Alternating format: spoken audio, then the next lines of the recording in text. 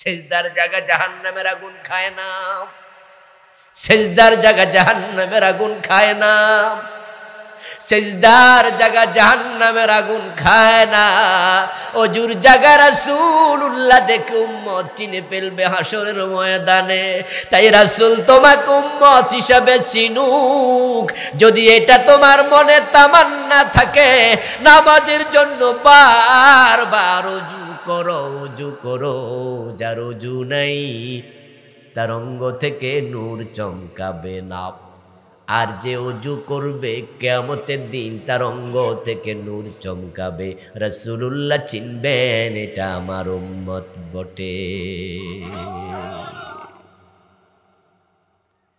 ইন্নাকুম তুদআউনা ইয়াওমাল কিয়ামাতি গুররান মুহাজ্জালিনা মিন আসারিল উদু। আমার রাসূলুল্লাহ বলেন কিয়ামতের দিন ও উম্মত তোমাদের অজুর অঙ্গ থেকে নূর চমকাবে। আমি চিনবে এটা আমার উম্মত।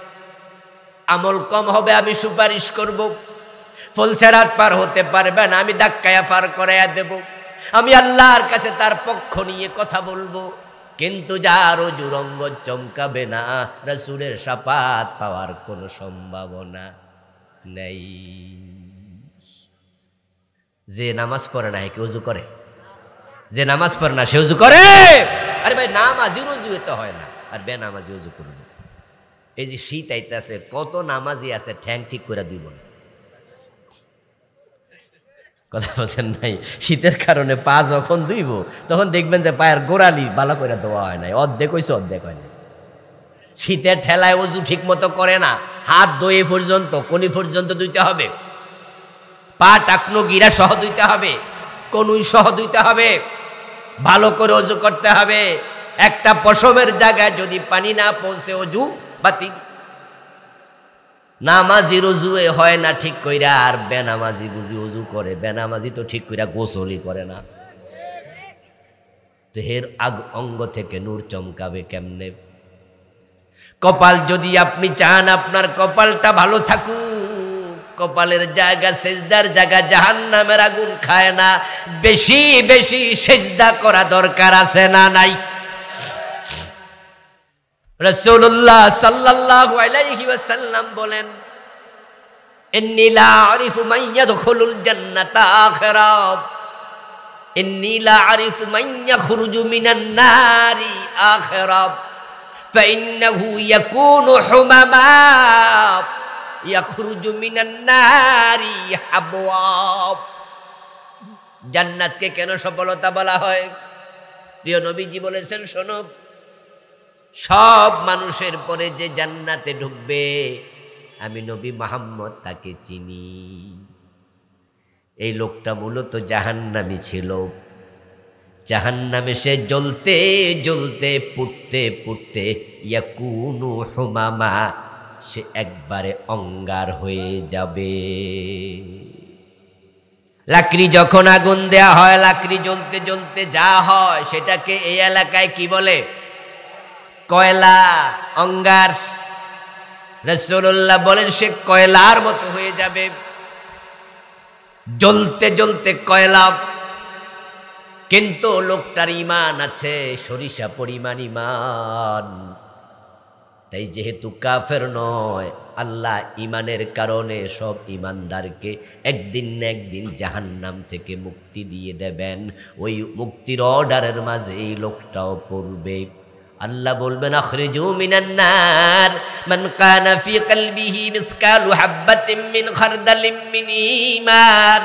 ও আমার জাহান্নামের ফেরেশতারা, জাহান্নামের মাঝে সরিষার দানা পরিমাণ ঈমান যার আছে, যাও যাও তাকেও জাহান্নাম থেকে বের করে নিয়ে আসো।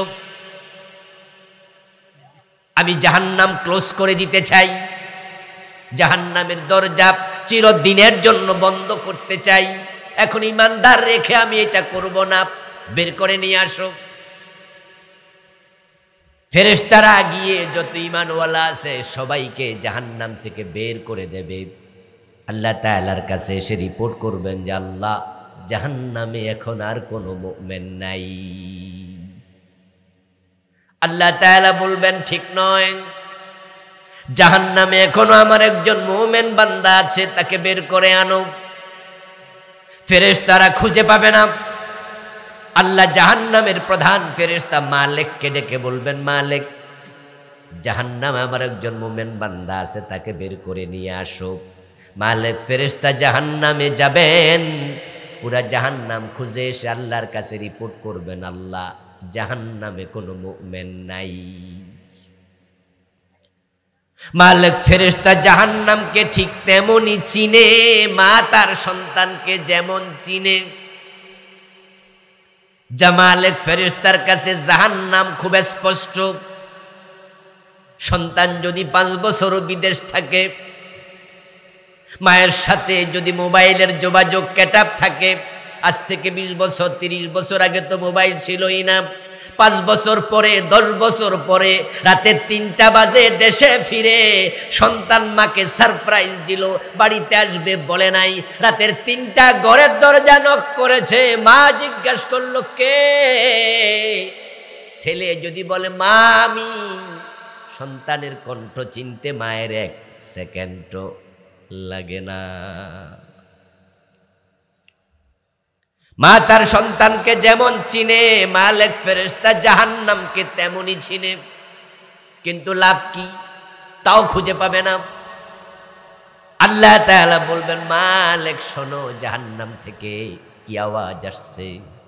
মালিক ফেরেশতা জাহান্নামের দিকে কান পেতে শুনবেন, আওয়াজ আসছে, সুবহুন কুদ্দুসুন রব্বুনা ওয়া রব্বুল মালাইকাতি ওয়ার রূহ। আল্লাহ বলবেন, দেখো আমার বান্দা এখানে আমার তাসবিহ পড়ছে, কুদ্দুসুন সুবহুন আমার তাসবিহ পড়ছে, আমাকে রব্বুনা বলে ডাকছে। এই আমার ইমানদার বান্দা, তাকে বের করে নিয়ে আসো। প্রিয় নবীজি বলেন, এবার মালিক ফেরেশতা শব্দ ফলো করবে, ওই শব্দ অনুসরণ করে জাহান্নামে ঢুকে দেখতে পাবেন এমন এক জায়গা থেকে তাসবিহর আওয়াজ আসছে যেখানে কোনো মানুষ নাই। জাহান্নামের আগুন দাউ দাউ করে জ্বলছে, জাহান্নামের কীট পতঙ্গ পড়ে আছে। আওয়াজ অনুসরণ করে কীট পতঙ্গ সরাবে, সরায়া দেখতে পাবে কীট পতঙ্গের নিচে অঙ্গার সম, কয়লা সম আল্লাহর এক বান্দা পড়ে আছে।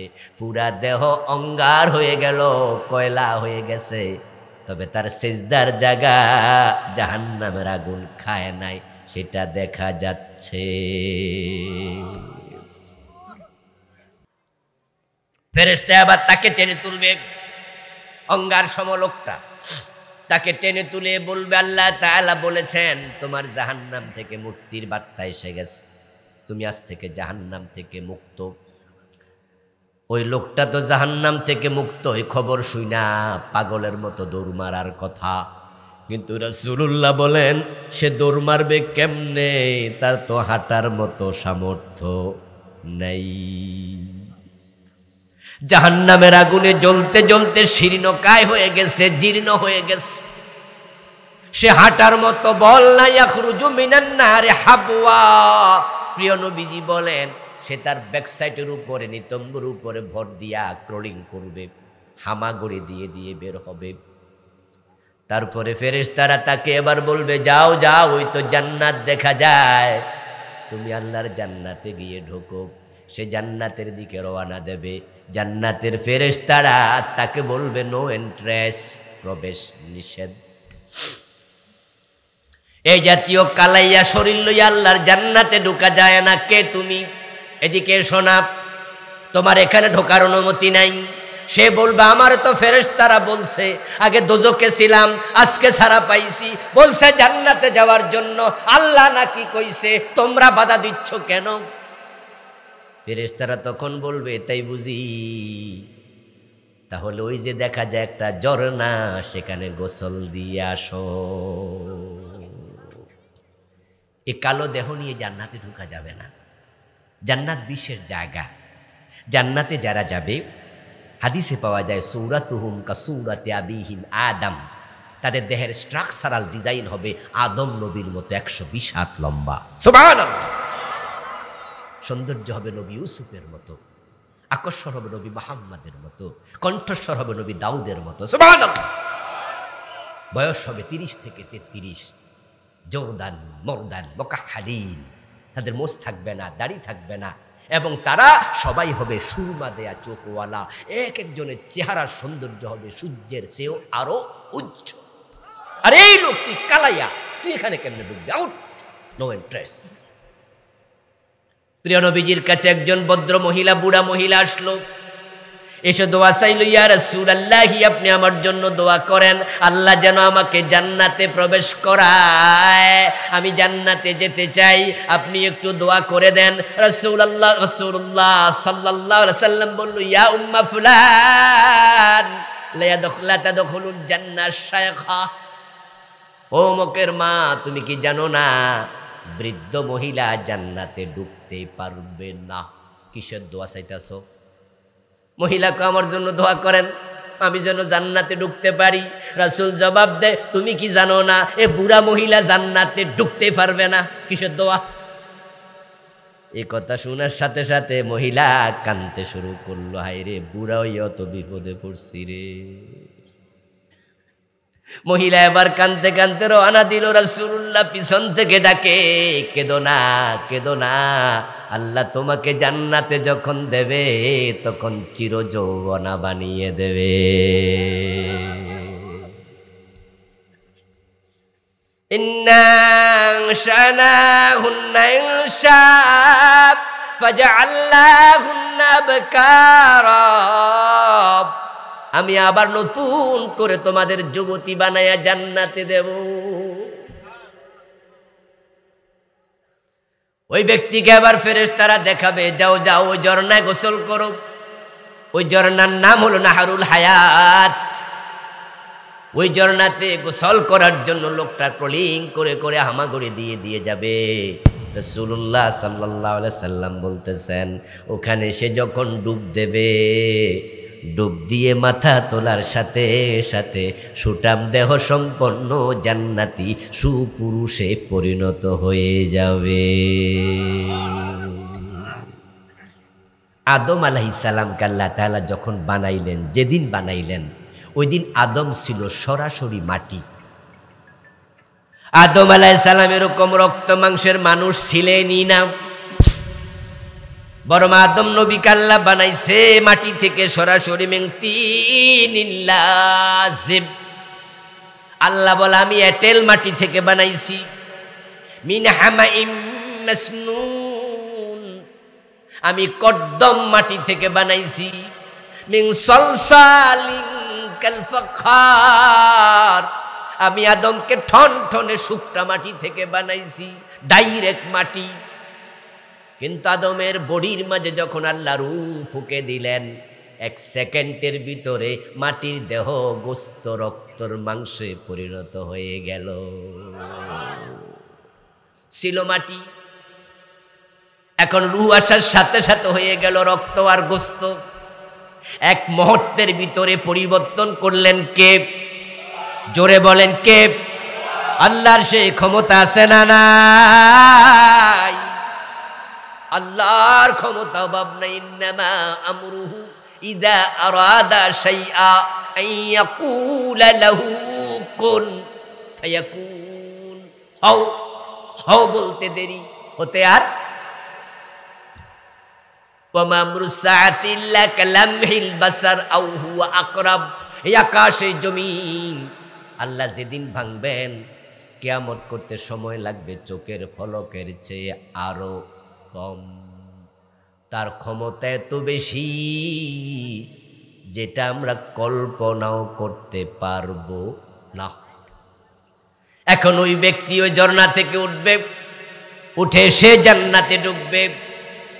ফায়ুখায়্যালু ইলাইহি আন্নাহা মালাব, জান্নাতে ঢোকার পরে তার কাছে মনে হবে জান্নাত পরিপূর্ণ, কোনো ঘর কোনো বাড়ি খালি নাই। সব জায়গায় নেম প্লেট লেখা আছে, অমুকের বাড়ি, আবু বকরের বাড়ি, ওমরের বাড়ি, ওসমানের বাড়ি, তলহার বাড়ি, খাদিজার বাড়ি, ফাতেমার বাড়ি, জায়েদের বাড়ি, ওসামার বাড়ি, রাদিয়াল্লাহু তাআলা আনহুম দেখবে সব বাড়ির সামনে নেম প্লট লেখা। এখন সে আল্লাহর কাছে বলবে, আল্লাহ জান্নাতে ঢুকতে দিলা, জান্নাতে একটা ঘর দিবা না বুঝি? আমি তো খুঁজে পাই না আমার বাড়ি কোনটা। রাসূলুল্লাহ বলেন, আল্লাহ বলবে, বান্দা তোমার জন্য আছে, তুমি খুঁজে দেখো। আল্লাহ তাআলার কাছে কিছুক্ষণ পরে সে আবার বলবে, আল্লাহ আমারটা কই পাই না। তার কাছে মনে হবে আন্নাহা মালাআ, জান্নাত পরিপূর্ণ। আল্লাহ বলবে আছে। তৃতীয়বার একই কথা যখন সে বলবে, আল্লাহ তাআলা তাকে প্রশ্ন করবেন, বান্দা তাহলে তুমি আমার কাছে চাও দেখি কতটুকু জায়গা চাও। তখন ওই ব্যক্তি বলবে, আল্লাহ জাহান্নামে তো ছিলাম, আমি তো জাহান্নামে ছিলাম, ওখানকার কষ্ট তো আমি ভুলি নাই, কি কষ্টে আমি ছিলাম, তুমি আমাকে মুক্তি দিছ, এটাই তো আমার বড় পাওনা। এখন তুমি দয়া করে জান্নাতে যদি আমাকে থাকতে সামান্য জায়গা দাও, এতেই আমি খুশি, বেশি আমার লাগবে না। প্রিয় নবীজি বলেন, অতটুকু শোনার পরে আল্লাহ বলবেন, ফাইন্নালাকা মিসলুদ দুনিয়া, ফাইন্নালাকা মিসলাদ দুনিয়া ওয়া আশরা আমসালিহা। ও আমার বান্দা, সামান্য নয়, আমি তোমার জন্য দুনিয়ার মতো 10 দুনিয়া জায়গা জান্নাতে রেখেছি।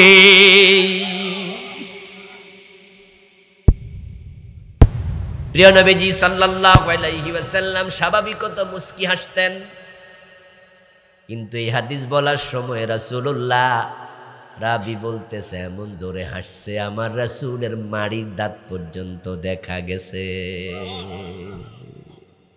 রাসূল খুশি হয়ে গেলেন। তাহলে জান্নাত সফলতা কেন? এখানে আপনাকে চিরস্থায়ীভাবে এমন জায়গা দেবে 10 দুনিয়ার সমান, সবার পরে যে যাবে সে যদি পায়, যারা আরো আগে যাবে তারা কি পাবে? ইন্না ফিল জান্নাতি মিআতা দারাজা, ইন্না ফিল জান্নাতি মিআতা দারাজা, বাইনা কুল্লি দারাজাতাইনি কামা বাইনাস সামাই ওয়াল আরদ, লাউ আন্নাল আলামিন ইজতামাউ ফি ইহদাহিন্না লাওয়াসআতহুম। জান্নাতে আপনাকে দিয়ে খালি খোলা মাঠ দেবে না, জান্নাতে আল্লাহ এমন কিছু প্রাসাদ বানিয়ে রেখেছে, সবচেয়ে ছোট বিল্ডিংটার উচ্চতা হবে 100 তলা উঁচু। মিআতা দারাজা, 100 তলা উঁচু। প্রত্যেকের জান্নাত যে সবচেয়ে ছোটটা পাবে তারটাও হবে 100 তলা।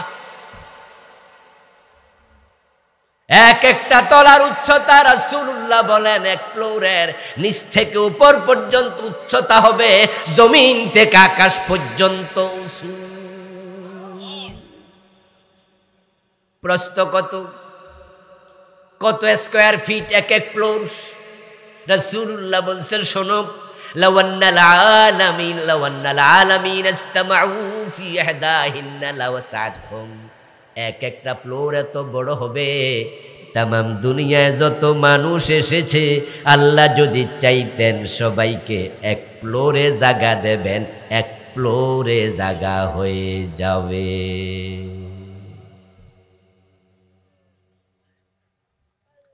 হযরত আবু হুরায়রা রাদিয়াল্লাহু তাআলা আনহু দাঁড়ায় গেলেন, ইয়া রাসূলুল্লাহ, এত বড় বড় বিল্ডিং জান্নাতে আল্লাহ বানাইছে? কয় হ্যাঁ। আমি জানতে মন চায়, মা বেনাউহা, আল্লাহ কি দিয়ে জান্নাত বানাইছে? রাসূলুল্লাহ জবাব দেন, লাবেনাতুম মিন যাহাবিন ওয়া লাবেনাতুম মিন ফিদ্দা। ওই জান্নাত যে ইট দিয়া বানাইছে, একটা ইট হবে স্বর্ণের আর একটা হবে রূপার তৈরি।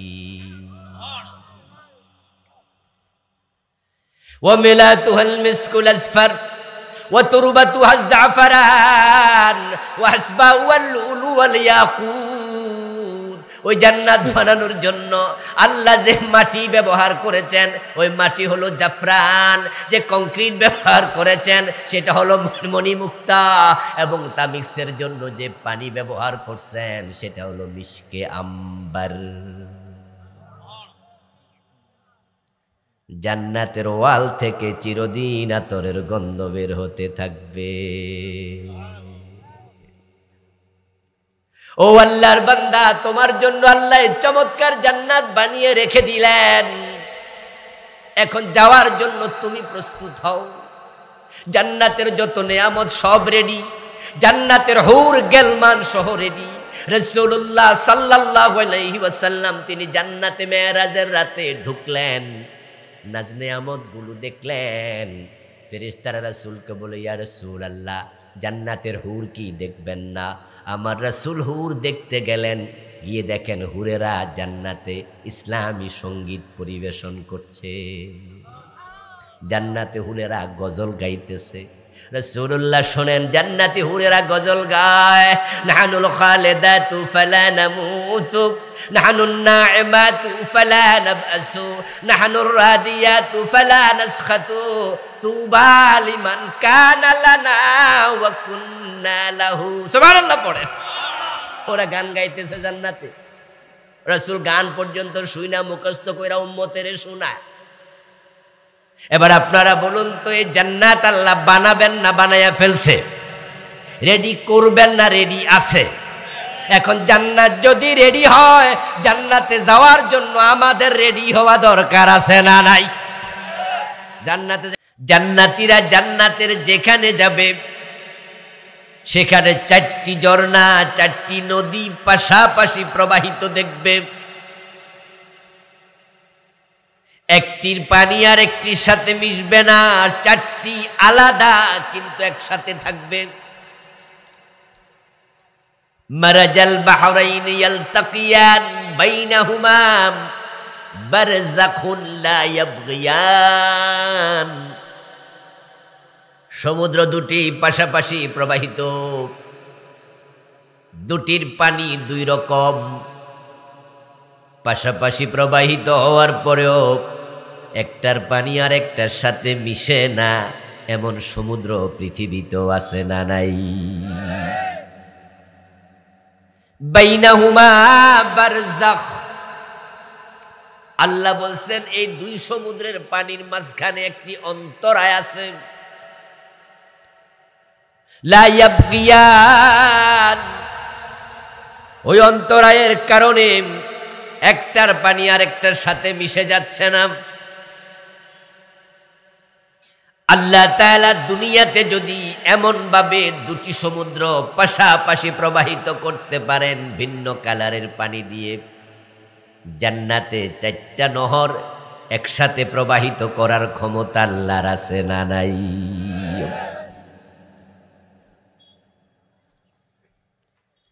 আনহারুম মিন মাইন গায়রি ইয়াসিন, আনহারুম মিন লাবান লাম ইয়াতাগায়্যার তা'মুহু, ওয়া আনহারুম মিন আসালিম মুসাফফা,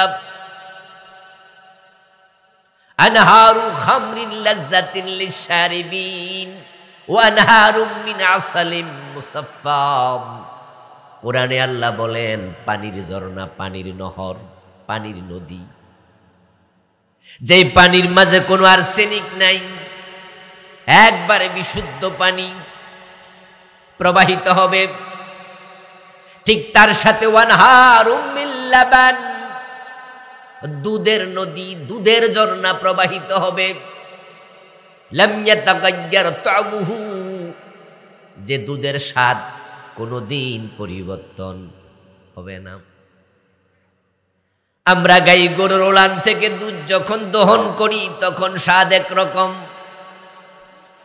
এটাকে যখন আমরা ফ্রিজের মাঝে রেখে দেই 3-4 দিন পরে খাইলে স্বাদ হয়ে যায় ভিন্ন রকম।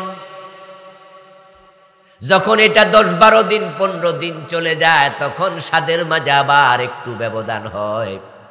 পুরান দুধ খাইয়া মজা পাওয়া যায় না, নতুন দুধ পুরান দুধের মাঝে স্বাদের তারতম্য হয়। কিন্তু আল্লাহ বলে জান্নাতে এমন দুধের ঝর্ণা বানাইছি, স্বাদের মাঝে কোনোদিন তারতম্য হবে না। ওয়ানহারু মিন খামরিন লাযযাতিন লিশ-শারিবিন, এবং তার সাথে প্রবাহিত হবে শরবতের নদী। শরবত খাওয়ার জন্য আমরা বেলের শরবত গরমকালে খেয়ে মজা নেই, যখন আমের সিজন আসে আমের জুস বানাই, আমরা মাল্টার শরবত খাই। আল্লাহ তাআলা বলেন কোরআন মাজিদে, আমি শরবতের জন্য আলাদা নদী বানাইছি, তোমার মন যে শরবত চাইবে ওই নদীর মাঝে তাৎক্ষণিক সে শরবত প্রস্তুত হয়ে যাবে। ওয়ানহারুম মিন আসালিম মুসাফফা, এবং ওই শরবতের নদীর সাথে আমি মধুর নদী বানায়া দিছি, বিশুদ্ধ মধু, যে মধুর মাঝে কোনো খাট নাই, খাদ নাই। চারটি ঝর্ণা পাশাপাশি জান্নাতে প্রবাহিত করে আমি যারা ঈমান আনবে, নেক আমল করবে, তাদের জন্য জান্নাত বানায়া রাখছি। যালিকাল ফাউজুল কাবীর, এবং জান্নাত যে পাইল, এই জান্নাত প্রাপ্তি হলো মহা সফলতা। যে জান্নাত পেল সে বড় মাপের সফলতা পেয়ে গেল, যে জান্নাত পায় নাই সে বড় মাপের ব্যর্থতায় পর্যবসিত হলো। আজকে আমাদের আলোচ্য বিষয় হলো কিসে সফলতা, কিসে ব্যর্থতা।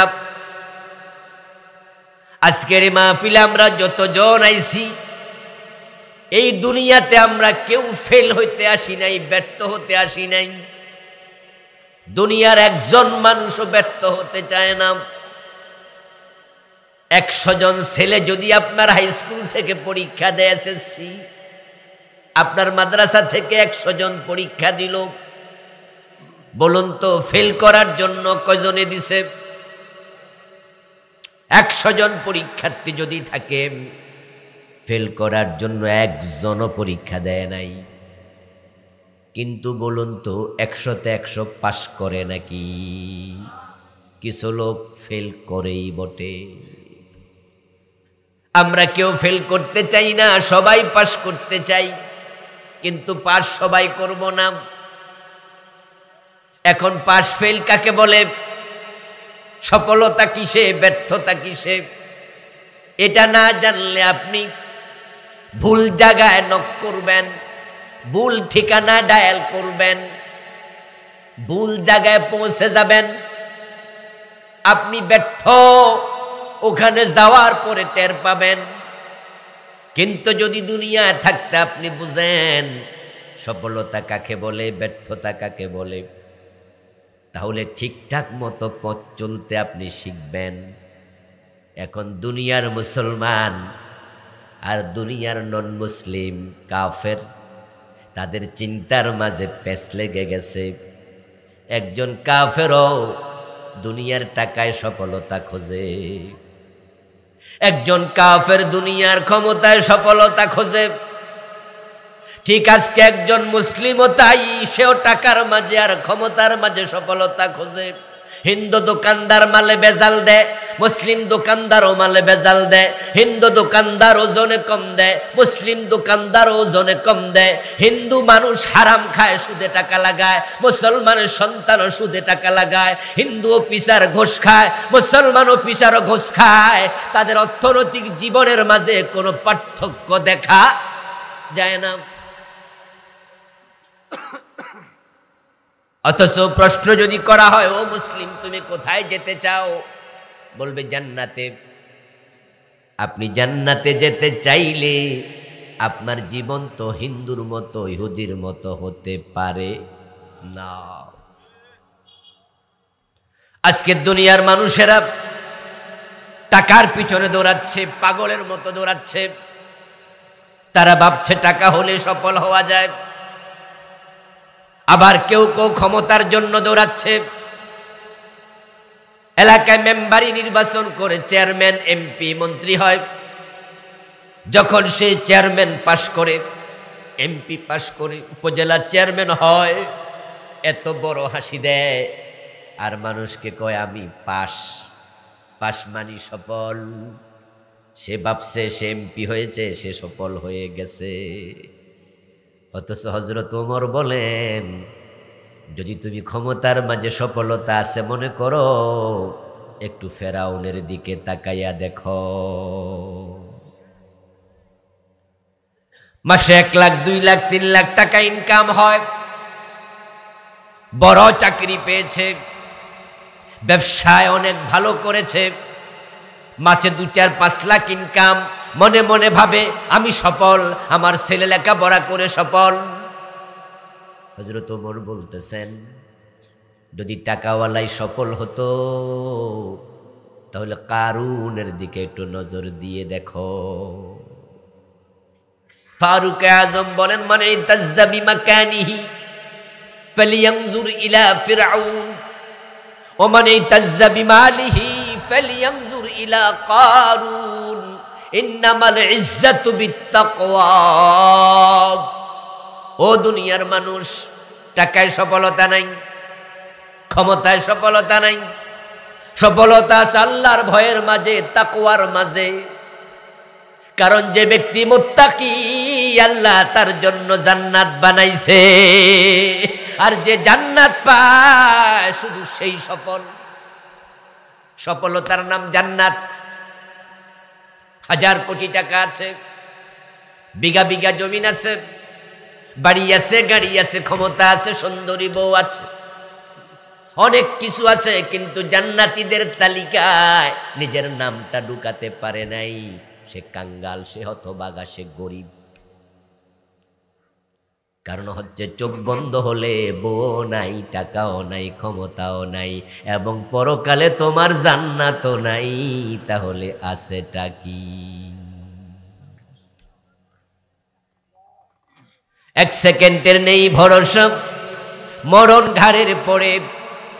বিপুল সম্পদ করছ জড় বুক বিলাসের তোরে, বাড়ি আছে মার্বেল পাথরের তৈরি, এসি করা রুম আছে, কোরিয়ার কম্বল আছে, মন্য সিরামিক্সের প্লেট আছে, গ্লাস আছে, সাজানো বাড়ি আছে, সব আছে। চোখ যদি বন্ধ হয়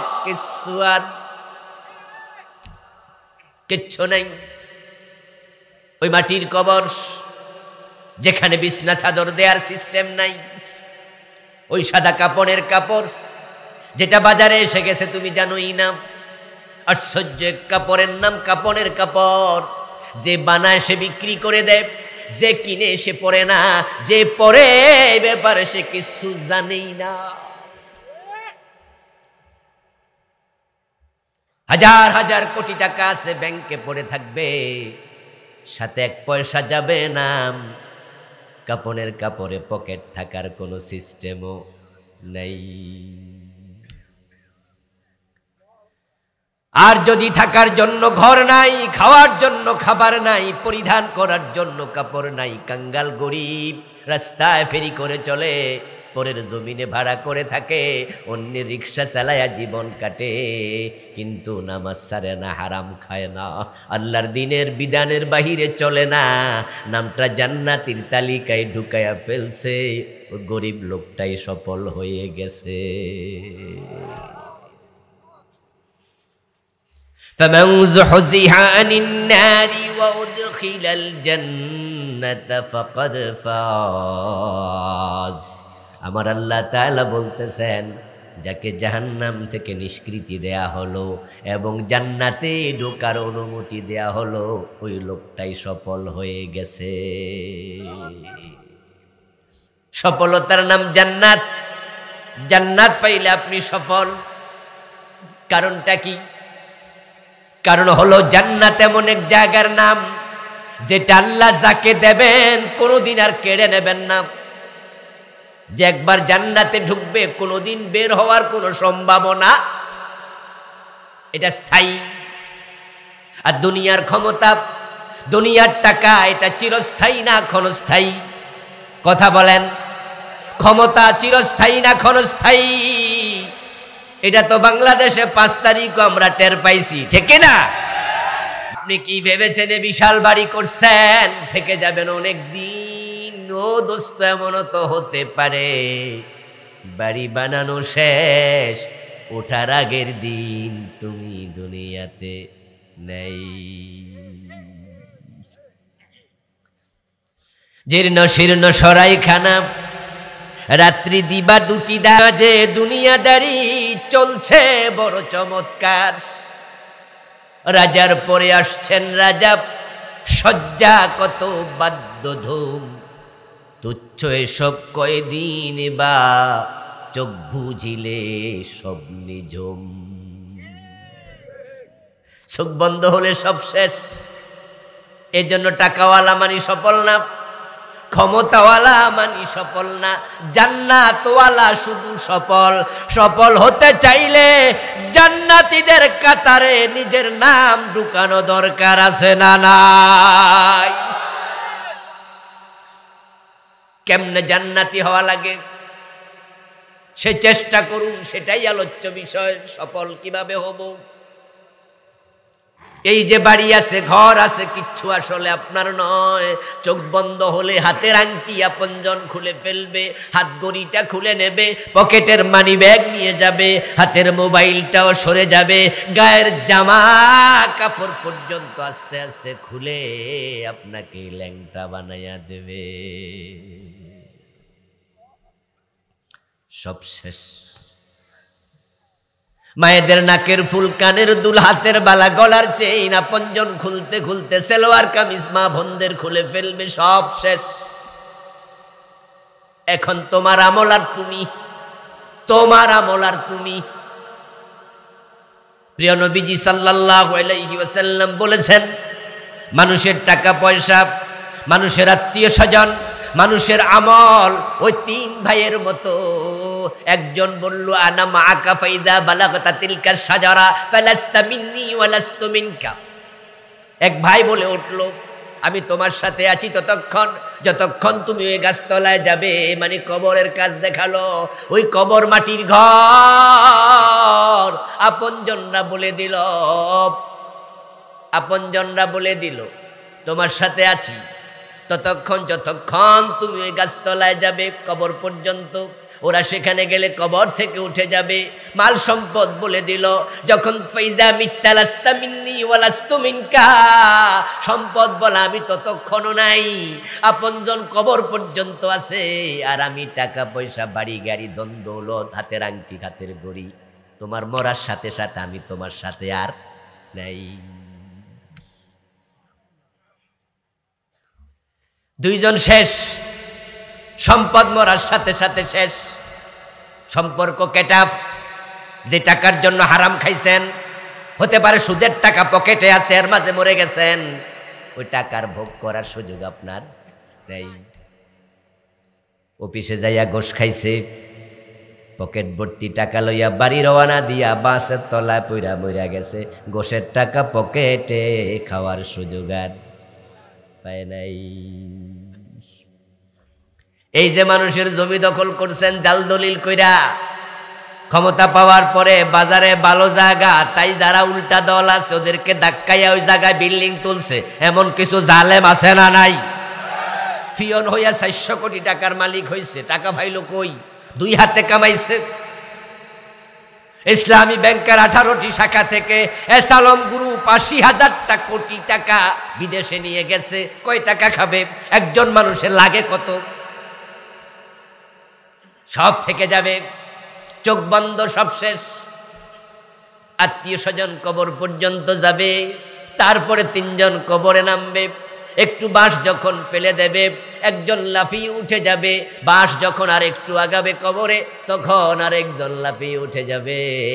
যখন বাঁশ মোটামুটি পুরা কবরে চেয়ে যাবে বিছানার মতো, সর্বশেষ জন কবর থেকে উঠে আপনাকে একা ছেড়ে দেবে। এবার আমল বলে, আনা মাকা হাইয়া ওয়া মাইয়িতা, আমি তোমার আমল, আমি তোমার জীবিতকালেও ছিলাম, মরার পরে আমি সাথে আছি। যেই আমল মরার পরে সাথে থাকবে, ওই আমলের ব্যাপারে সাবধান হওয়া দরকার আছে না নাই? কিন্তু আমরা টাকা পয়সার ব্যাপারে যত সাবধান, আমলের ব্যাপারে তত সাবধান হই না। মুখের কথার নাম আমল, অঙ্গ প্রত্যঙ্গের কাজের নাম আমল। মুখে যা বলবেন তার রেকর্ড হবে, এটা আপনার সাথে চলে যাবে। মিথ্যা বলেছেন এই আমল, গীবত করেছেন এই আমল, আপনি এই মুখ দিয়ে মিথ্যা সাক্ষী দিয়েছেন, মানুষ ঠকাইছেন, এই মুখ দিয়া কোরআনের বিরুদ্ধে কথা বলেছেন, এগুলো বদামল, এই অঙ্গ প্রত্যঙ্গ দিয়া চুরি ডাকাতি হারাম এই সেই খাইছেন, সব বদামল। আপনাকে জবাব দিতে হবে। এই আমলের জবাব দেওয়ার জন্য কোনো সঙ্গী পাবেন না। আল্লাহর জান্নাতমুখী যারা হতে চান, সূরা বুরুজের 11 নম্বর আয়াত পড়ুন বেশি বেশি। আল্লাহ তাআলা জান্নাত দেবেন বলে জান্নাত বানাইছেন। জান্নাতটাকে জন্যই সফলতা বলেছেন, এটা স্থায়ী জিনিস এবং জান্নাতের নিয়ামত এত বেশি হবে। সবচেয়ে ছোট জান্নাতি যে হবে, আল্লাহ তাকেও জান্নাতে জায়গা দেবেন দুনিয়ার মতো 10 দুনিয়ার সমান। এটাকে আল্লাহ সফলতার জন্যই বলেছেন। তাইতে রেডি হয়েছেন নি?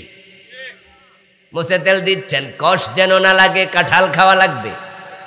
জান্নাতে যাবেন, জামা কাপড় সব কিছু ইস্ত্রি করে রাখছে। জান্নাতে যাওয়ার প্রস্তুতিটা কি? রেডি হওয়ার অর্থ কি? বাবা ছেলের জিগায়, বাজান রে পরীক্ষা কবে? ডিসেম্বরের 10 তারিখ শুরু। প্রস্তুতি কি খবর? কজি আব্বা কলম কিনা লাইছি। কি কিনছে? আব্বা কলম টলম কিনা লাইছি। আর পরীক্ষার ফি যেহেতু দিছি, সারা রাত কাগজ দিবই, রেডি আছি। কই লেখাপড়ার খবর কি? কই এটা বেশি সুবিধা না। তো প্রস্তুতি হয়েছে। এখন জান্নাতে যাওয়ার জন্য হিন্দুও তো রেডি, মুসলমান তো আছেই, হিন্দুরা পর্যন্ত রেডি। পাকন্দিয়া, কটিয়াদি, কিশোরগঞ্জ বাজার যাইয়া দেখবেন কত ভদ্র হিন্দু লোক আছে, মরা বাবার ছবি দোকানে টানাইয়া বুক বরাবর লিখে দেয় স্বর্গীয় সত্যেন্দ্র নারায়ণ দাস, স্বর্গীয় শরৎচন্দ্র বাবু, এ জাতীয় স্বর্গীয় অমক, স্বর্গীয় তমক। আপনারা কি দেখেন নাই? স্বর্গীয় মানে কি? স্বর্গে যাইব না গেছে গা? আপনারা যাইবেন আর হেরা গেছে গা, ঠেলা কারে কয়?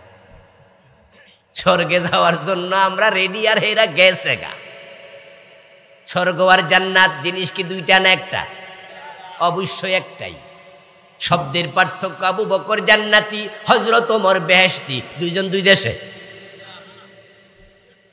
আরবিতে বলে জান্নাত, পার্সিতে বলে বেহেশত, বাংলায় বলে বাগান, ইংরেজিতে বলে হেভেন, সংস্কৃতিতে বলে স্বর্গ। কেউ বলে লাউ, কেউ বলে কদু, কেউ বলে বউ, কেউ বলে বধূ, কেউ বলে আনন্দ, কেউ বলে ফুর্তি, তারা বলে ভাস্কর্য, আমরা বলেছি এটাই হলো মূর্তি। কিন্তু জালেমদা আমরা বুঝাইতে পারি নাই। হে তারা বাবার মূর্তি বানাইছে, আমরা বলছি ভাস্কর্য হারাম, এটা বানাইও না, এটা মূর্তি, এটা হারাম। মুসলমান মূর্তি বানাতে আসে নাই, নবী ইব্রাহিম মূর্তি ভাঙতে এসেছে। আরো রাস্তার মোড়ে মোড়ে শুধু মূর্তি বানাইছে। ওদের বাবারা আমাদের বাবা বানাইয়া ছাড়ছে। বেশি বাড়াবাড়ি ভালো নয়, সেটার রেজাল্ট 5 তারিখ আমরা দেখে ফেলেছি। ইজ্জত সম্মান কখনো জোর করে আদায় করা যায় না। জোর কইরা সম্মান আদায়, বাচ্চাও দৌড়ায়। বাচ্চার ওজন 7 কেজি, বইয়ের ওজন 8 কেজি। ওরে বাবা রে বাবা, এত বড় বইয়ের ব্যাগ বাচ্চার কান্দে লইয়া বাচ্চা যাইতে পারবে না, এই জন্য মা কান্দে লইয়া দৌড়ায়। ইংরেজি অঙ্ক শিখার জন্য পাগল হয়ে গেছে, বাচ্চাদেরকে কোরআন শিখাচ্ছে না, তাদেরকে বিজ্ঞান ভূগোল শিখানোর জন্য পাগল। শুনে রাখো মুসলমান, কোরআনের এলেমবিহীন যত বড় শিক্ষিত বাচ্চা হবে, কোরআন না শিখালে, ইসলাম না শিখালে, সে শিক্ষিত যত বড় হবে তত বড় বদমাশ হবে, তত বড় বদমাশ হবে। ইংরেজ পণ্ডিত স্ট্যানলে হালের কথা, এটা আমার নয়। তিনি বলছেন, if you teach your children 3 arts, reading, writing and arithmetic, you leave 4th art, religion, you will be get 5th art, that is rascality. Stanley Hall বলেছেন, তোমার সন্তানকে ইংরেজি, বিজ্ঞান, ভূগোল, অঙ্ক, লেখা পড়া অত কিছু শিখালে, কিন্তু তুমি 4 নাম্বার আর রিলিজিয়ন, ধর্ম শিখাও নাই, কোরআন হাদিস শিখাও নাই। লবণবিহীন তরকারি যেমন হয় না, হোক না সেটা হরিণের মাংস, 500 হোক না 1000 টাকা দিয়ে গোস্ত কিনে আনা গোস্ত, লবণ দেও নাই 25 টাকা 30 টাকা কেজির লবণ, তোমার তরকারি খাওয়া যাবে না। তোমাদের কাছে কোরআন যত কম দামি হোক, আমরা মোল্লা মৌলবীরা যত কম দামি হই না কেন, কোরআন ইসলামের শিক্ষা শিক্ষিত করবা না, তুমি 5 নাম্বার আর পাবে। তোমার সন্তান বড় শিক্ষিত হবে, বড় বদমাশ হবে, রাস্কেল হবে। বড় শিক্ষিত চোরগুলা বাংলাদেশটাকে ফতুর বানিয়ে ছেড়ে দিয়েছে। যারা মূর্খ চোর, তারা মসজিদে জুতা চুরি করে। মূর্খ চোরেরা গাছে নারিকেল চুরি করে। মূর্খ চোরেরা বাড়িতে শিং দিয়ে আপনার গর্ত খুঁড়ে তারা কাপড় চোপড় চুরি করে। মানুষের ঘরের হাঁস মুরগি চুরি করে। তারা একজন 10 বছর 20 বছর চুরি করেও 10 লাখ টাকা বাংলাদেশের ক্ষতি করতে পারে না। কিন্তু আমরা যারা MA pass, BA pass, engineer, ডাক্তার, বিশাল বড় বড় ব্যারিস্টার, উকিল, মুক্তার, তারা যখন বদমাইশ হয়, কলমের এক খোসা দেশের 1000 কোটি টাকা শেষ করে দেয়। এই জন্য আগে নৈতিক শিক্ষা দাও, কোরআনের শিক্ষা, ইসলামের শিক্ষা। আলহামদুলিল্লাহ, মক্তবে আমরা ঈমান পেয়েছি, কিন্তু শোনেন বন্ধু, নবীদের ঈমান ব্যতীত দুনিয়ায় কোনো মানুষের ঈমানের গ্যারান্টি নাই। ঈমান আনার পরে রাসূলের হাতে তারপরে কাফের হয়ে গেছে এমন লোকও ছিল। শুধু আল্লাহ তার নবীদের ঈমান নিজে হেফাজত করে, নবী ছাড়া কারো ঈমানের হেফাজত আল্লাহ করে না। তাই ঈমান আনার পরে বেঈমান হওয়ার সম্ভাবনাও আছে। কালেমা পড়লে মানুষ মোমেন থাকবে তা কোনো গ্যারান্টি নাই। আমার প্রিয় ভাইরা, মসজিদে গিয়ে আল্লাহর সেজদা দেয়, দরবারে যায় পীরের পায়ে সেজদা দেয়, এমন লোক বাংলাদেশে আছে না নাই? আচ্ছা, যে পীরের পায়ে সেজদা দিল লোকটা মোমেন না বেঈমান? সে কি মুশরিক হয়ে যায় নাই? অথচ এই লোকটা আবার মসজিদে গিয়ে আত্তাহিয়াতু পড়ার সময় নামাজে বসে বলে আশহাদু আল্লা ইলাহা ইল্লাল্লাহ। তার আত্তাহিয়াতুতে আল্লাহর কথা বলে, কিন্তু নামাজ শেষ করে পীরের পায়ে সেজদা দেয়, ঈমান শেষ। আমার দোস্ত মুখে বলে আল্লাহ ছাড়া কাউকে মানি না, অথচ মাইক হাতে পাইয়া বলে জনগণ সকল ক্ষমতার উৎস। জনগণকে যারা ক্ষমতার উৎস মনে করে তারা আল্লাহর কোরআনের উল্টা কথা বলে। আল্লাহর কোরআনে আছে আন্নাল কুওয়াতা লিল্লাহি জামিয়া, সকল ক্ষমতার মালিককে। জনগণ ক্ষমতার মালিক নয়, ঈমান চলে যাবে, বরবাদ হয়ে যাবে। মুখে বলছো লা ইলাহা ইল্লাল্লাহ, হিন্দুদের দুর্গা পূজা আসলে তখন আবার বলো ধর্ম যার যার, উৎসব সবার। তুমি তো বেঈমান হয়ে গেছো, তোমার ঈমান তো শেষ, কারণ তুমি কোরআনের উল্টা কথা বলছো। কোরআনের উল্টা কথা বললে ঈমান চলে যায়। কোরআনে আছে নবী মুহাম্মদ শেষ নবী। কাদিয়ানীরা বলে উল্টা কথা না, গোলাম আহমদ কাদিয়ানো নবী, ঈমান। কোরআনে আছে লাকুম দীনুকুম ওয়ালিয়া দিন, স্লোগানটা আল্লাহ শিখাইছে, ধর্ম যার উৎসব তার। লাকুম দীনুকুম, তোমাদের ধর্ম তোমাদের, ওয়ালিয়া দিন, আমার ধর্ম আমার। স্লোগান হবে এটা, দুটা এক না, তোমারটা তোমার আমারটা আমার, দুটা এক না, আলাদা। তার স্লোগান হবে ধর্ম যার উৎসব তার। আজ থেকে মাস 5-1 পরে কোরবানির ঈদ আসবে। ধর্ম যার যার উৎসব সবার স্লোগান বাংলাদেশে যারা দেয় তাদেরকে আমরা বলবো তাহলে আমাদের গরু কেমনে জবাই করি, আমাদের ঈদের মাঝে হিন্দুদেরকে দাওয়াত দেব, দেখি তারা আসে কিনা। আপনি যদি দাওয়াত দেন একজন হিন্দু আসবে না, কারণ তারা বলবে তাদের ধর্মে গরু জবেহ নিষিদ্ধ, নিষিদ্ধ কাজ তারা করে না, দেখতেও আসে না। তাহলে ধর্ম যার যার উৎসব সবার হলো কেমনে? তারা তো আমাদের গরু জবের ঈদে আসে না, কিন্তু মুসলমানের সন্তানেরা মূর্তি পূজা দেখার জন্য দুর্গা পূজার অনুষ্ঠানে চলে যায়। ইসলাম ধর্মে দুর্গা পূজা জায়েজ না হারাম? তো হারাম কাজে তোমরা যাও কেমনে? হিন্দু আসলো না মুসলমানের গরু জবাইয়ের ঈদে, কোরবানির ঈদে, তাদের ধর্মকে তারা গুরুত্ব দিল। কিন্তু মুসলমানের সন্তান দুর্গা পূজায় চলে যায়, এতে বোঝা যায় নিজের ধর্মের গুরুত্ব দিতে জানলো না। আমার দোস্ত বলছিলাম যে হিন্দু মিয়ারাও বাবার বুকের মাঝে লিখে দেয় স্বর্গীয় সত্যেন্দ্র নারায়ণ দাস, শখ আছে জান্নাতে যাওয়ার, কিন্তু হিন্দু কি জান্নাত পাবে? তা আপনাদেরও শখ আছে, কিন্তু ঈমান নাই, জান্নাত পাওয়ার কোনো সুযোগ নাই। জান্নাতে যেতে হলে ঈমান বাঁচাতেই হবে। তিনটি কাজ করবেন না, তিনটি কাজ করলে ঈমান মরে যাবে। 1 নাম্বার শিরক করবেন না। শিরক আছে যেখানে আমি নাই, সেখানে স্লোগান পুরা জীবন মনে রাখবেন। কুফর করবেন না। কুফর আছে যেখানে আমি নাই, সেখানে কুফর করলে ঈমান শেষ। 3 নাম্বার নিফাক ইতিকাদি, অন্তরে মুনাফিকে ঢুকতে দেবেন না। যদি অন্তরে নেফাক ঢোকে, ঈমান শেষ।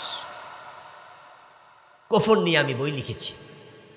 আমার এই বইতে আমি বাংলাদেশে চলমান 56টি কুফর লিখেছি। আরে কুফর তো সরকারিভাবে সাপ্লাই দিছে ওরা, গত 15 বছরে সরকারিভাবে সাপ্লাই দিছে। আমাদের বইয়ের মাঝে কুফরি ঢুকাইছে। আপনাদের বাড়িতে বই আছে। আরে কলেজ স্কুলের কথা বলছি না, মাদ্রাসার কথা বলছি। মাদ্রাসা ক্লাস 6 7 এর দাখিল পর্যায়ের বাড়িতে গিয়ে দেখবেন বইয়ের মাঝে মন্দিরের ছবি ঢুকাইয়া দিছে। আমি 56টি লিখেছি আমার এই বইতে। বাংলাদেশে চলমান 29টি শিরিক লিখেছি এই বইতে।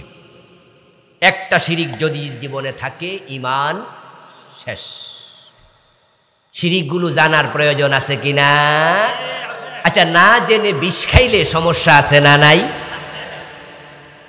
আল্লাহর সামনে গিয়ে আপনি বলবেন যে আল্লাহ এটা যে শিরিক আমি তো জানি না, আর আল্লাহ বলবেন তাই বুঝি জান্নাতে ঢুকে যাও। এত সোজা? এলেম শিক্ষা নফল না ফরজ? কথা বলেন না। এলেম শিক্ষা করা নফল না ফরজ? তো কুফরির এলেম কেন শিখলেন না? শিরকের এলেম কেন শিখলেন না? আলেম ওলামারা তো বলেছে, রাইটাররা তো লিখেছে। এ সমস্ত বই লিখতে কষ্ট হয় না? নিজে লিখতে যান, দেখবেন কত কষ্ট। তা আমরা কষ্ট করে লিখলাম, আপনি একটু পড়েও জানবেন না যে কুফর কাকে বলে, শিরিক কাকে বলে, নিফাক কাকে বলে, জানবেন। এগুলো থেকে নিজের ঈমান বাঁচাবেন। ঈমান হলো জান্নাতে যাওয়ার 1 নাম্বার শর্ত। দ্বিতীয় হলো নেক আমল। যে আমলগুলো করছেন, নামাজ, রোজা, হজ, যাকাত সহ আমলগুলো যদি আল্লাহ পর্যন্ত পৌঁছাতে চান, কবুল হোক এটা চান, 2টি কাজ করবেন না। 1 নাম্বার বেদাত ছেড়ে দেন। বেদাতের সাথে সম্পৃক্ত থাকলে বেদাতির কোনো নেক আমল কবুল হয় না। ইন্নাল্লাহা লা ইয়াকবালু লিসাহিবি বিদআতিন সাওমান ওয়ালা সালাতান ওয়ালা হাজ্জান ওয়ালা উমরাতান ওয়ালা জিহাদা ওয়ালা সারফা ওয়ালা আদলা ইয়াখরুজু মিনাদ দ্বীন কামা তাখরুজু শাওরাতু মিনাল আজিন। বেদাতির নামাজ, রোজা, হজ, যাকাত কিচ্ছু কবুল হয় না। সে দিন থেকে বেরিয়ে যায় ঠিক তেমন আটার খামির থেকে টান দিলে লম্বা চুল বের হয়ে যেমন। এই যে আজকে জানাজার নামাজ এখানে পড়ানোর পরে একজন কি প্রস্তাব দিল যে হুজুর একটু মাইয়েতের জন্য দোয়া করে দিন। তখন হুজুর কি বলল? ইমাম সাহেব বলল যে আপনি কি জানেন না জানাজার নামাজই মাইয়েতের জন্য দোয়া? জানাজার নামাজের পরে মাইয়েতকে সামনে রেখে দোয়া করা জায়েজ নাই। বাংলাদেশের কিছু কিছু অঞ্চলে জানাজার নামাজে সালাম ফিরানোর সাথে সাথে দোয়া শুরু করে দেয়। এটা বিদআত, এটা বিদআত। ফরজ নামাজের পরে রাসূলুল্লাহ 3 বার পড়তেন আস্তাগফিরুল্লাহ, 1 বার পড়তেন আল্লাহু আকবার, 1 বার পড়তেন আয়াতুল কুরসি, 1 বার পড়তেন আল্লাহুম্মা আইন্নি আলা যিকরিকা ওয়া শুকরিকা ওয়া হুসনি ইবাদাতিকা, 1 বার পড়তেন আল্লাহুম্মা আনতাস সালাম ওয়া মিনকাস সালাম তাবারাকতা ইয়া যাল জালালি ওয়াল ইকরাম, 1 বার পড়তেন আল্লাহুম্মা লা মানিআ লিমা আতাইতা ওয়া লা মুতিয়া লিমা মানাতা ওয়া লা ইয়ানফাউ যাল জাদ মিনকাল জাদ, 1 বার পড়তেন আপনার সাইয়্যিদুল ইস্তিগফার আল্লাহুম্মা আনতা রাব্বি লা ইলাহা ইল্লা আনতা খালাকতানি, এটা 1 বার পড়তেন আশহাদু আল্লা ইলাহা ইল্লাল্লাহু ওয়াহদাহু লা শারীকা লাহু লাহুল মুলক, এটা 33 বার পড়তেন সুবহানাল্লাহ, 33 বার আলহামদুলিল্লাহ, 34 বার আল্লাহু আকবার। তিনি বলেছেন যে ব্যক্তি ফরজ নামাজের পরে নিয়মিত আয়াতুল কুরসি পড়বে তার এবং জান্নাতের মাঝখানে পার্থক্য শুধু তার মৃত্যু। রাসূলুল্লাহ নামাজের পরে তাসবিহগুলো পড়তেন, আর বাংলাদেশে সালাম ফিরে যায় আল্লাহুম্মা আমিন। কোথায় পাইলেন এসব? অনলাইনে সব। আমার রাসূল এত দোয়া পড়তেন, আর আপনার এত তাড়াহুড়া। ওরে বাবারে, সালাম ফিরাইয়া একবার আল্লাহুম্মা আমিন কইছে, মুখ মুছে দিছে, খাড়াই গেছে, হুজুরও খাড়াই গেছে, মুসল্লিও খাড়াই গেছে। আমার রাসূলের জীবনের এই তাসবিহগুলো বাংলাদেশে অলরেডি মরে গেছে। আমার বন্ধু, বরং এমন মসজিদও আমি দেখেছি যে মসজিদে হুজুরের দোয়ার ঠেলায় মাসবুকের কেরাত ভুলে যায়। মাগরিবের নামাজ 1 রাকাত 2 রাকাত ছুটে গেছে। এখন আপনি হুজুর সালাম ফিরানোর পরে খাড়াইছেন যে 1 রাকাত ছুটছে, ওই 1 রাকাত থেকে সূরা ফাতিহা নাই? কথা বলেন না প্রিয় ভাইরা, নাই? ওখানে কি কেরাত মিলানো লাগবে না? হুজুর তো মাইক দিয়ে দোয়া শুরু করে দিছে, হুজুরের দোয়ার ঠেলায় আপনার কেরাত যায় ছুটতে। আচ্ছা, যে হুজুর মাইকে দোয়া পড়তেছে উনি কি দোয়া পড়াকে ফরজ মনে করে, ওয়াজিব মনে করে, এটাকে সুন্নায়ে মুআক্কাদা মনে করে? উনাকেও জিজ্ঞাসা করলে উনি বলবে যে এটা মুস্তাহাব বা ঠিক আছে করি, অসুবিধা কি?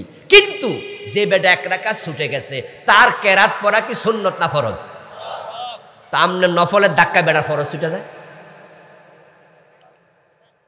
আপনার মুস্তাহাবের ধাক্কা বেড়াতে ফরজ ছুটে যাইতেছে। বুদ্ধি আছে, কয় হুজুর আমি এই জন্য জোরে পড়ি না। 2-1 জন হুজুরকে দেখি হে চুপ, আল্লাহুম্মা আমিন, এটা কয়ে চুপ করে রয়েছে। 30 সেকেন্ড পরে কয় আল্লাহুম্মা আমিন, তো পাবলিক কয় আমিন। আচ্ছা, আমিন শব্দের অর্থ হলো আল্লাহ কবুল করো। তা আপনি যে আল্লাহরে কইলেন যে আল্লাহ কবুল করো, হে হুজুরে কি কইছে আপনি শুনছেন নি? তো কোনটা কবুল করত?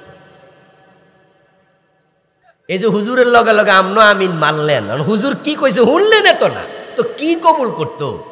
মসজিদের পিছনে সভাপতি আছে, 3 মাস বেতন বাড়ায় না, 6 মাস বেতন বাড়ায় না। হুজুরের বুদ্ধি আছে, হুজুর আল্লাহুম্মা আমিন কইয়া মনে মনে কইতেছে আল্লাহ এর সভাপতিগিরি ছুড়াইয়া দাও, এই সভাপতিও কয় আমিন। আচ্ছা, এই দোয়া কবুল হলো উপায়টা কি? বুঝাও কয় আমিন, না বুঝাও কয় আমিন। রাসূলুল্লাহ সাল্লাল্লাহু আলাইহি সাল্লাম যে বিদআতগুলো পরিত্যাজ্য বলেছেন, মান আহাদাসা ফি আমরিনা হাযা মা লাইসা মিনহু ফাহুয়া রাদ। ইমাম সাহেব ভুল করলে ইমাম সাহেবকে আমরা সতর্ক করি, যেটাকে আমরা বলি লোকমা দেই। লোকমা দেওয়ার সময় নবীজি মুহাম্মদ শিখিয়েছেন লিররিজালিত তাসবিহু ওয়ালিন নিসাইত তাসফিকু। রাসূলুল্লাহ সাল্লাল্লাহু আলাইহি সাল্লাম বলেন, পুরুষ বলবে সুবহানাল্লাহ, মহিলা যদি মুসল্লি থাকে তারা হাতের উপর হাত আওয়াজ করবে। বাংলাদেশে কে বা কারা সুবহানাল্লাহ ধাক্কাইয়া আল্লাহু আকবার ঢুকাই দিছে? শরীয়তের মাঝে চেঞ্জ অনুমোদিত নয়। ইসলামে রাসূল যা করেছেন আমরা তা করব, রাসূল যা বলেছেন আমরা তাই বলবো, রাসূল যেভাবে করেছেন আমরা সেভাবে করব। বাড়ানো যাবে না, কমানো যাবে না, কোনো রাইট নেই আপনার। বেদাত নিয়ে আমি আলাদা বই লিখেছি, এখানে বাংলাদেশে চলমান 38টা লিখছি। আমার লেখা 8টি বই আছে আলহামদুলিল্লাহ। এবছর লিখেছি নতুন একটা প্রিয় নবীর জীবনের উপরে আলহামদুলিল্লাহ। আমার একটি স্বপ্ন ছিল লিখব, নাম দিয়েছি যেমন ছিলেন প্রিয় রাসূল সাল্লাল্লাহু আলাইহি ওয়াসাল্লাম। চেহারা কেমন, ঠোঁট কেমন, নাক কেমন, পুরা হাইকাল, শামাইলে তিরমিজি সহ বিভিন্ন কিতাব থেকে এনেছি। চরিত্র রাসূলের কেমন ছিল সার্বিক লিখেছি। গাড়িতে বইগুলো আছে, যাওয়ার সময় নেবেন। আহ্বান রেখে শেষ করছি। আজকের মাহফিলের সম্মানিত বক্তা সহ সভাপতি মহতারাম আছেন, উনি কিছু কথা বলবেন, আপনাদেরকে সাথে নিয়ে দোয়া করবেন। তারপরে আপনারা ওনার সাথে দোয়া করে একসাথে যাবেন।